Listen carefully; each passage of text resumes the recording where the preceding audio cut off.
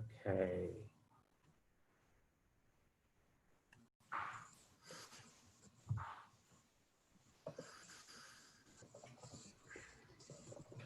Welcome, Ronald. I see we're going to let you get set up. We're glad that you're here. Can you hear me okay? Yes, I can. Wonderful. Fantastic. And it looks like we have a couple of other folks here. Welcome to you all. We're going to give it just another 30 seconds or so, and we'll get started just to make sure someone else isn't trying to log in. But in the meantime, could I learn a little quickly about you? Ronald, what are you currently a teacher, or why are you interested in education?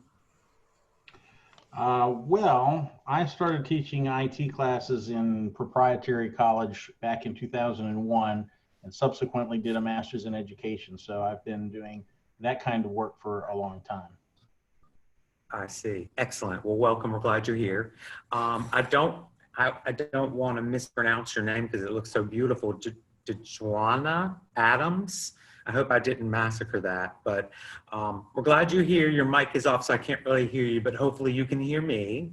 And then I see we have Helena in the room as well. So we're going to get started, and what we will do is, yes, here are our speakers today. So my name is Richard Mayans, and I'm the interim director of the Teacher Preparation and Certification Program, which is a post-bac program, and we'll get into more of that terminology and what that means. And then, of course, my senior academic advisor extraordinaire, Brittany Yandel, is also with us. So we work very closely, and Brittany typically heavily advises at the very beginning of your program, but throughout your program, Brittany is advising and checking in and keeping me honest. So that's who your presenters will be today. Hi. Okay.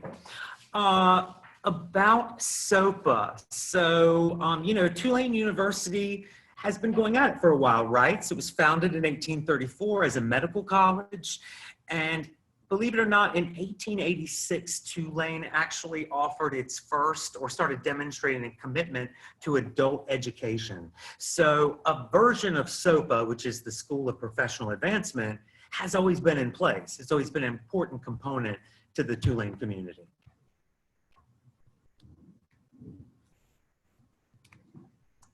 Oh, great, Joanna. I hope I didn't terribly mispronounce your name. And I see we have someone, a caller that's called in as well. So welcome. Brittany and I will go through the presentation. At the end, we'll leave time for Q&A. So why SOPA? You may be thinking that. And so there are many positives to attending SOPA, or to enrolling in SOPA, applying for one of our degrees. We have a real depth in online instruction. So not only can we, set up kind of the shell for instruction, but SOPA as a whole, the faculty and staff are working diligently to integrate those best practices into online instruction. Students often say programs and faculty are what draw them in. We're extremely hands-on. A lot of my classes that I tend to teach reading methodology courses. And so usually I have a smaller number, maybe 10 to 15, some semesters 5. And so we really know you. We get to know you, we're invested in you, and we want you to be successful. Lots of student support. And I'm gonna let Brittany talk about that when we get to that section. But we have lots of support structures in place. Our goal is that you're successful.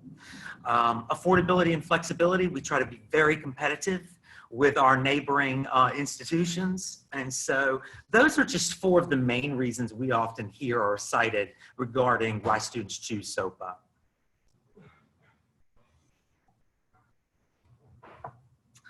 Okay, so online learning at SOPA, and maybe for many of you, this is new, right? So we basically at Tulane, March 9th, went home and began online instruction. And a lot of us, even teacher educators, were kind of nervous about this because we weren't sure we knew best practices for an all online platform.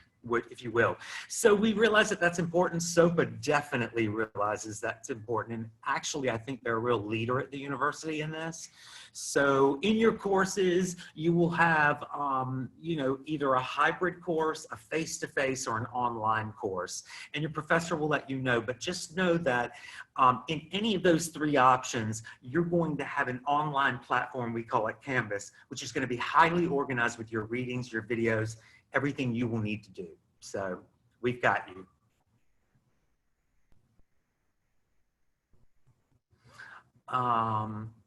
So online learning at SOPA, 1,306 students completed 10,000 plus hours of online coursework last year alone.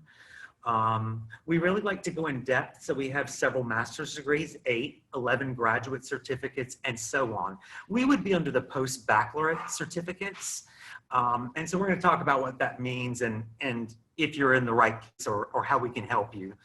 And then the quality, over 190 faculty are trained in effective instruction.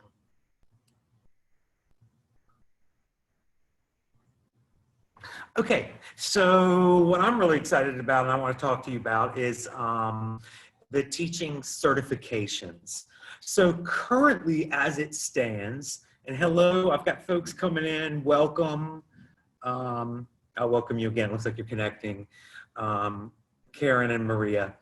We've got an early childhood program, which is pre-K through 3rd grade is what that license or that certificate covers. So you could teach within those grade levels. We also have secondary programs, and you'll see that they're in the English, mathematics, social studies, and science. And within that science, you're choosing what your focus will be, physics, chemistry, or biology. We also have foreign language. So if you know of any great foreign language teachers that are working on their credentials, send them our way. We love working with, or world languages rather. We are in the midst of adding several programs. One in which will be more immediate is going to be a 1 through 5 certificate. Because it's kind of odd that we go through 3rd grade, we skip 4th and 5th, and then the secondary is actually 6 through 12. Your professors help you with all of this.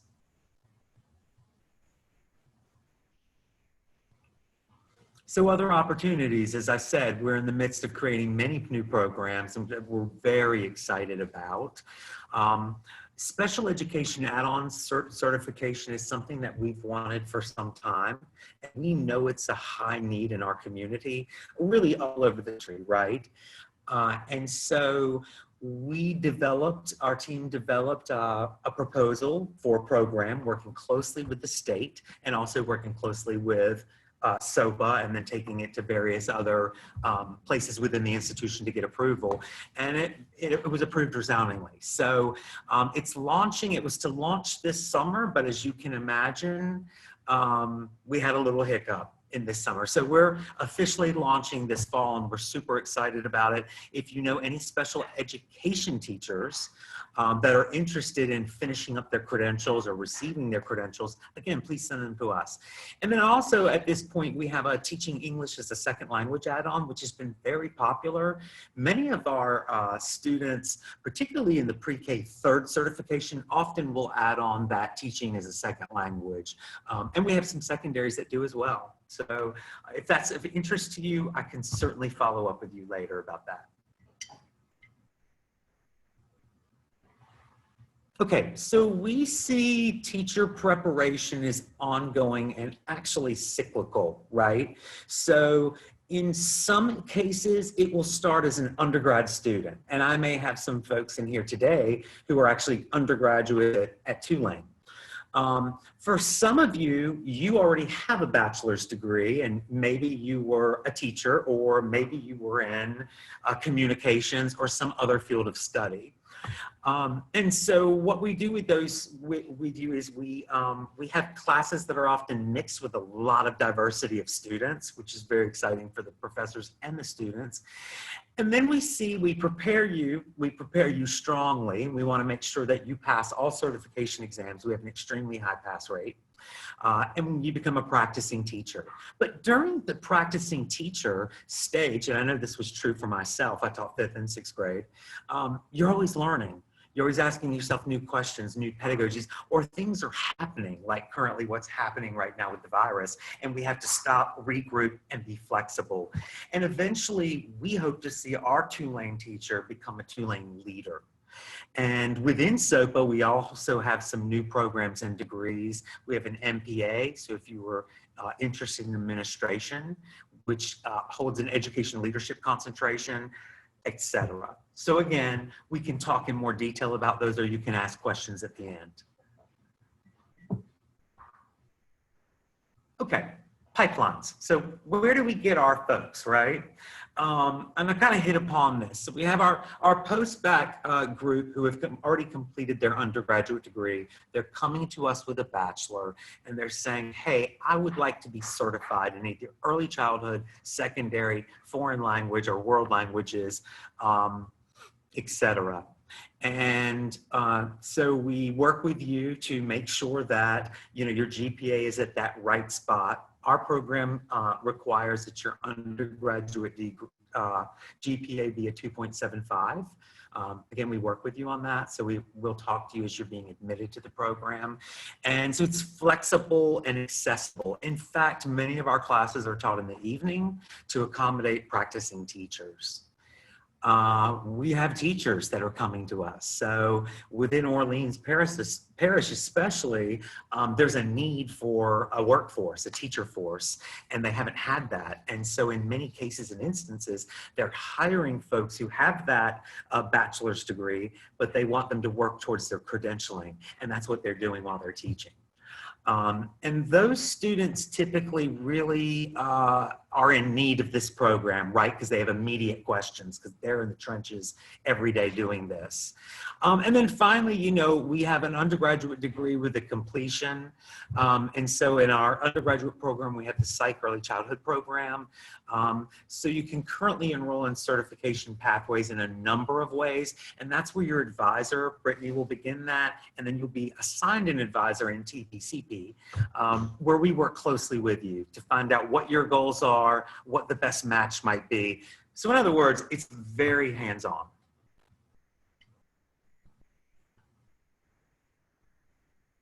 Okay, so the requirements for the early childhood education, and remember this is for grades, you want to teach grades pre-K through third grade. Our students are required to complete not 33 hours of coursework and over 170 field hours. And that's before they even do their residency. So we'll get to residency in a moment.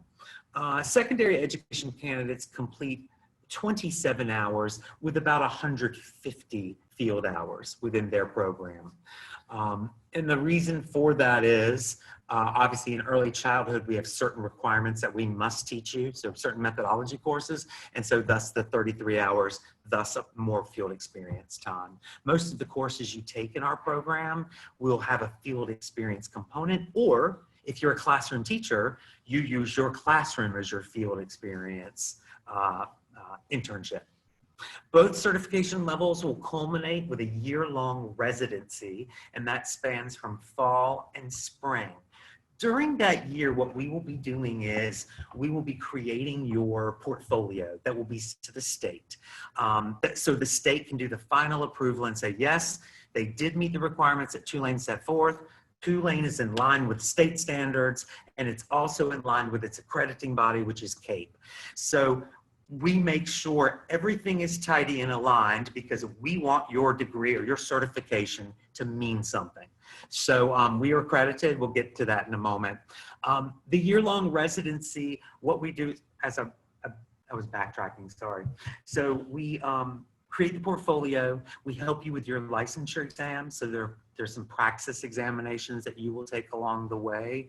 And so during that final year is when we tidy all those pieces up. We have a seminar that meets every other week where we give you support, and you're assigned one professor that works very closely with you, and they observe you at least twice during the fall semester when you're teaching, and at least twice during the spring semester when you're teaching. I feel like I might be leaving something out. Oh, I know what it is, the two types. So you have two options. You can go the student teaching residency route, which would mean that you're not quite ready to have the class to yourself or for your name to be on the door, right? To be the lead teacher. So you would like to work with a mentor teacher, and we carefully select our mentor teachers during a year where you can see what does the beginning of the year look like and what does the end of the year look like? Because next year, I'm gonna be doing that, right? So you have that option. Unfortunately, this time it is not paid. So if you do go the student teacher residency, that's something you want to think about as far as financially. However, we have some partnerships that have just begun with some schools right around Tulane where they are beginning to pay our student teachers small stipends, $3,000 a semester, so $3,000 in the fall, $3,000 in the spring, but that covers basically their tuition for SOPA. So we can talk about that in more detail, and we're hoping to add more on time or more into the repertoire. And then we also have the practitioner residency, which this is for folks that are a teacher in a classroom or they get a job right before that residency year begins. And so their name's on the door, they're every day, Monday through Friday, etc. And we support them as well. So the goal is whether you're student teaching or you're practitioner, we want you to be certified and we want you to be really good, and you always are. And so again, we work with you very closely to get you where you need to be.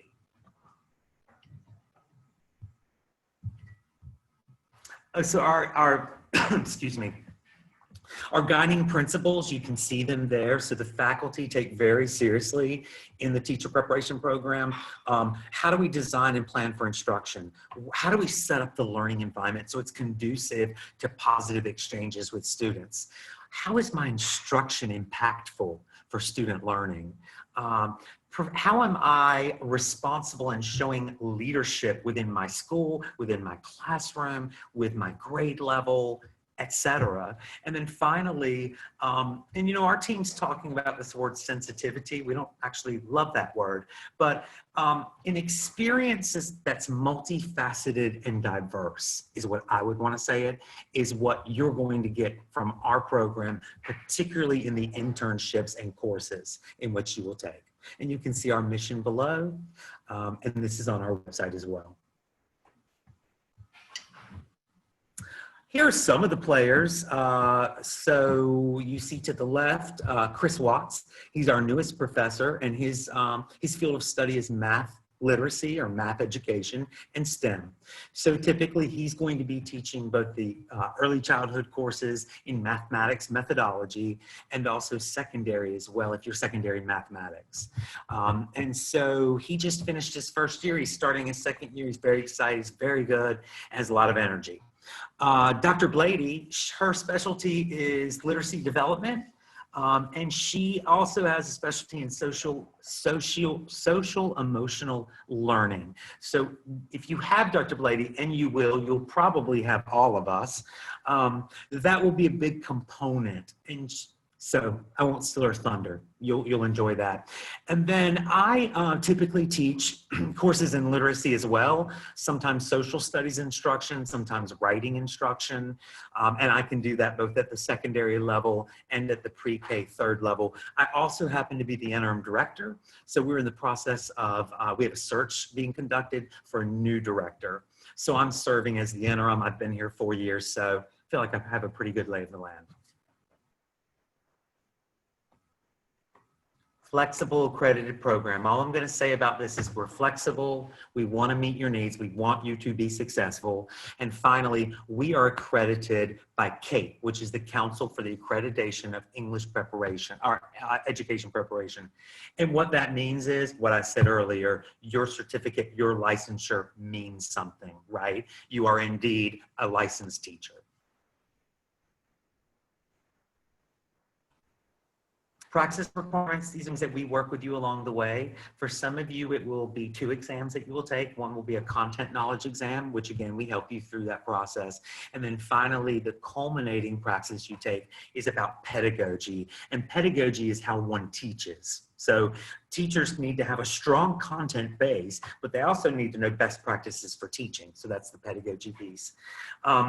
Some of you, if you're coming to us or coming in with an ACT score lower than 22 or an SAT lower than 1030, you may have to take the Praxis 1. And that's when Brittany begins talking with you. I, as the director, will begin talking with you in making sure you're exempt from the test you need to be exempt from, and you're taking the correct ones that you need. Student support and success. I'm going to turn this over to my colleague, Brittany. Thanks, Richard. Hi, everyone. I'm Brittany Yandel, and I am the advisor that will be working with you during your time in the program. As Richard stated earlier, I will heavily be working with you in the beginning, making sure you're on the correct track, picking the correct classes. We'll plan you out semester by semester so you can kind of see an overall picture of you'll be getting out of the program, how long it will take. So I will be working with you really closely along the way. You will also have a faculty advisor within the teacher preparation program who will also start working with you, especially towards the latter end of your degree program. All of the faculty in the program are experts in the field. They have been in the industry for a very long time, so you're going to be very well connected. Career advice, aside from just our faculty, we also do have a career advisor on campus who can help you with things like building your resume, doing mock interviews, things like that. We have webinars a lot of times for specialized areas within career development, so be on the lookout for those. And we also have a large alumni network. So as a Tulane student and once you graduate as a Tulane alumni, you will be automatically placed into that alumni network. That means if you need assistance with a job across the country or even out of the country, you may be able to connect with someone from that Tulane alumni network who can help you with that job or career move. So a lot of support while you're a student and even once you've graduated and moved on. So credit for prior learning, if you are pursuing a bachelor's degree and also seeking certification with us, if you're a student in that situation, you can potentially earn credit for prior learning. So what this means is that if you've been working in the field and you want to put together a portfolio of some sort to prove that you've got some experience within a particular subject field, you can do that. There's a couple of different options. I'd recommend talking to me one-on-one if you think that you might qualify for this. But we also have some testing that you can also take to knock out some requirements. So, some history tests or mathematics tests that might knock out some of those general bachelor's degree requirements. So definitely talk to me about all of those opportunities. And also if you've completed any bachelor's work previously, but maybe not finished the degree, but you've got some courses that you might want to get transferred in, I can also help you with that as well. So financial support, if you are there's a couple different ways you can earn a 20% tuition discount, but for this program in particular, if you're already a working teacher, you can qualify for the 20% tuition discount every semester. What it just requires is a form that you have to get signed by your principal, and you can get that sent in at the beginning of every semester and receive a 20% tuition discount. Other students that might qualify for this are adults over the age of 60, city officials or government officials, and active duty military personnel. If you think you might qualify for any of those, let me know, and I would be more than happy to talk to you about how to get that form and when it's due and that whole process. So affordability, Richard talked about this a little bit before, but we are pretty competitive. We like to stay on top of that. Our tuition is $524 a credit, and that's for undergraduate coursework, which as a post-bac or as a bachelor's student, this program qualifies as undergraduate tuition. So you're $524 a credit for a 3-credit class. You're looking at somewhere between $1,500 to $1,600 in base tuition. We do have financial aid opportunities. You do have a specific financial aid counselor assigned to you once you become a Tulane student. I'd be more than happy to send you that information on how you can find your counselor and their contact information. Types of aid, the big one is federal grants and loans.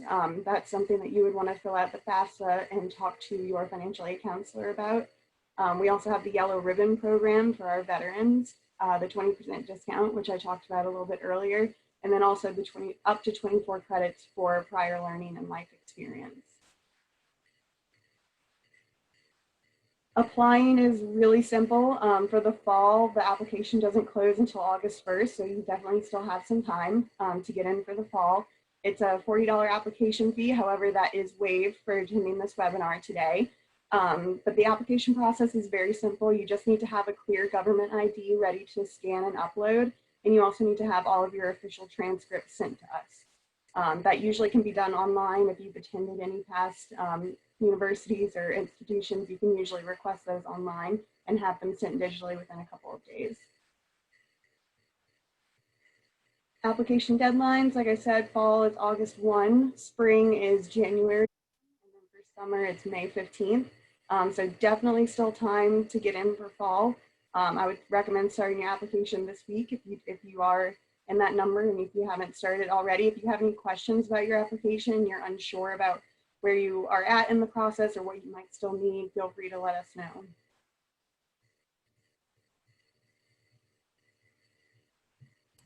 Okay, thank you, Brittany, so much. And Brittany is wonderful to work with, and I think you'll really see that if you do apply and you work with Brittany, she's going to get you into the right people that you need to speak with. She's very proactive, so we're very fortunate to have her. We're going to open it up to you. We have a few more minutes. Are there any questions? And of course, you can see my email there, so if you'd like to follow up with me in an email, I'd be glad to talk to you at a later date. Okay, and Brittany's copied hers here down below in the chat. Are there any questions? And don't forget, if you do have a question, to take off your mute so we can hear you. Or you can type it in the chat.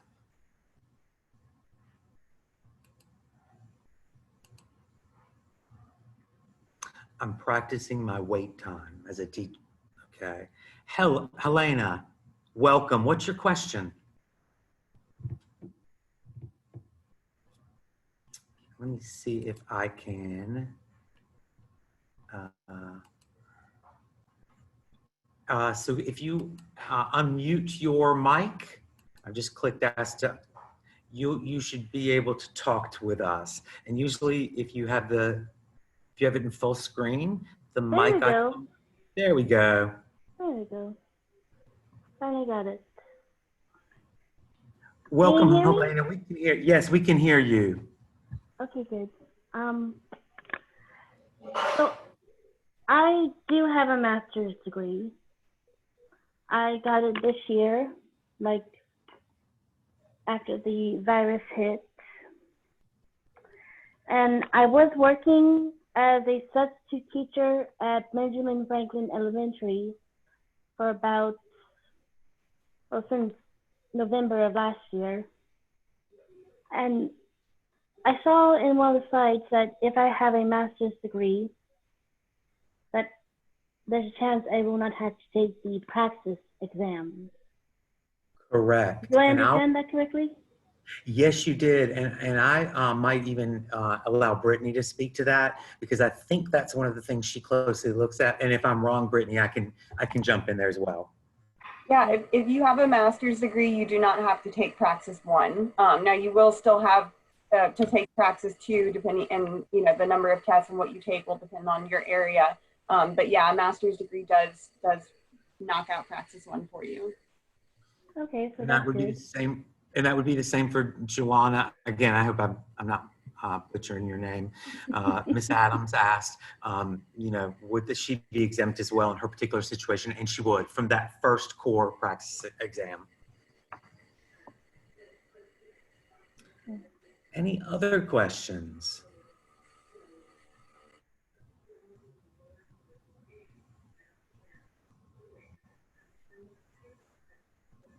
Thank you. We're so glad you've been here.